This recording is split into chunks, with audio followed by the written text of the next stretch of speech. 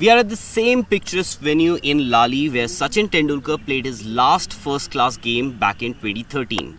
Right now we have Sachin's long-time rival and an Australian legend, Glenn McGrath. Glenn, my first question, Virat Kohli and Sachin Tendulkar, who would you have preferred to bowl to? I would have preferred to bowl to both of them. They're obviously both quality batsmen. Sachin's one of the best of all time.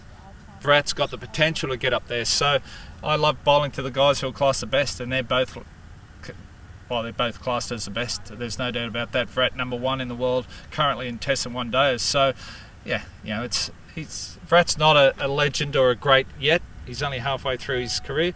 To compare him alongside Sachin, I think, is a little bit early, but he's got that potential.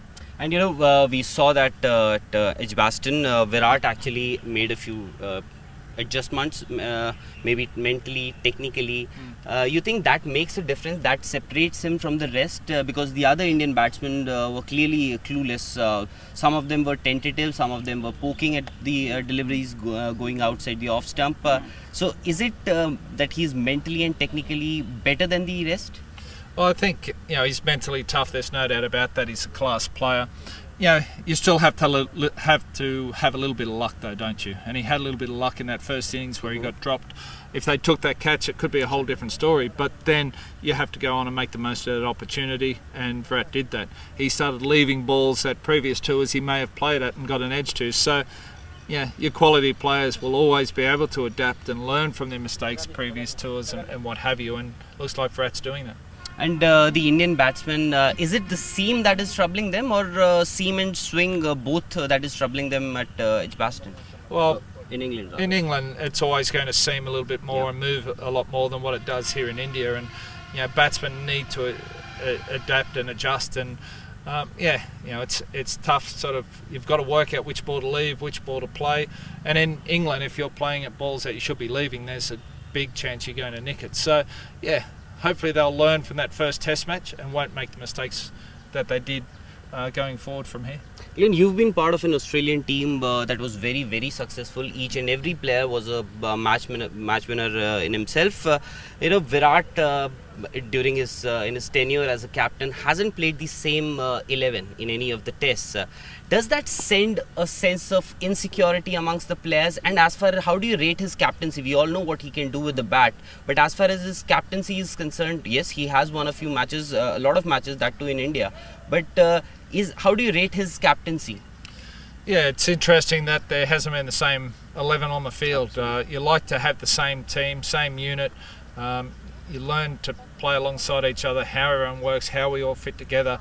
And when you've got a winning unit with the same 11, sort of 12 players, it makes life a lot easier. So, it's interesting in that respect. Virat, I think, he's a quality captain. He leads from the front. He doesn't take a backward step. He's quite aggressive. When he's playing well, he's fine. Mm-hmm. When he starts underperforming, if he does, he did go through a stage where he didn't score many runs, and I think it had a little adverse effect on his captaincy, the way he went about it. But while he's scoring runs, and if the team's doing well, he'll be fine. Well, you did mention about in England the ball seams a lot, and Shane Warne has been a very successful spinner in England. So does that actually help if the ball is seaming, because it actually helps the spinner to get more bounce out of the track? And, and Ashwin, the way he bowled there. Yeah, so I think Shane Warne always said if the pitch seams, it'll spin as well. And he's very true. So Shane's always done well in England, performed well, turned the ball, he's got good control. So, if the ball's seaming, the spinners can come in and play as well. And Lords, what do you think Indian batsmen should do? Rather, of course, they have to bat well. But what exactly is lacking? Is it the lack of application, or the Indian batsmen are under-prepared to deal with the English conditions? I'm not sure. I saw little bits and pieces of the first test match, so it's hard for me to comment on how the batsmen went about it. But at Lords, it's a very special place to play, home of cricket. There is a big slope across the pitch, right, which makes a big difference. So from a bowling perspective, you've got to adjust a little bit, and from a batting one, you also have to as well. Sometimes the ball's coming down the slope into the stumps, so the batsmen have to be very watchful.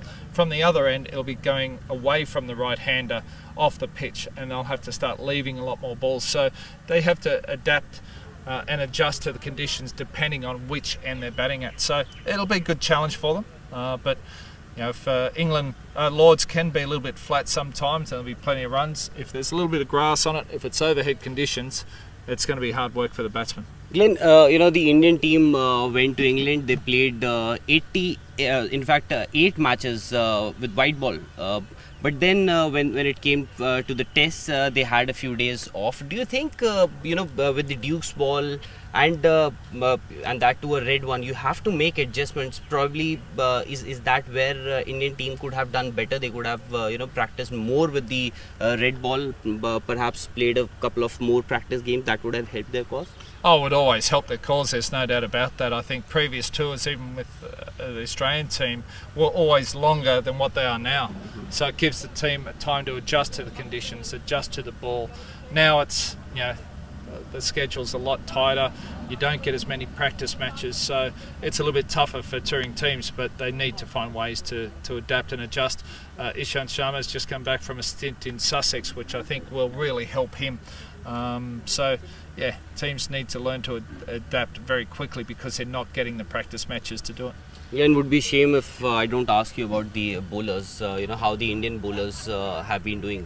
There was a time when you were playing against the Indians. The Indian batsmen were perhaps the more feared lot, but not the bowlers. But it has changed. So the Indian bowlers are doing pretty well. How do you find these guys? The Jasprit Bumrahs, Bhuvis, Mohammad Shami, Umesh Yadav, and the other fast bowlers. Yeah, I think they're all doing a great job. There's no doubt about that. I think they've got a good, solid unit. They've been performing well. Their confidence is up, but they're bowling well as a unit, and they're all different types of bowlers. And I think that always helps a captain too, when you've got different types of bowlers who are performing well together.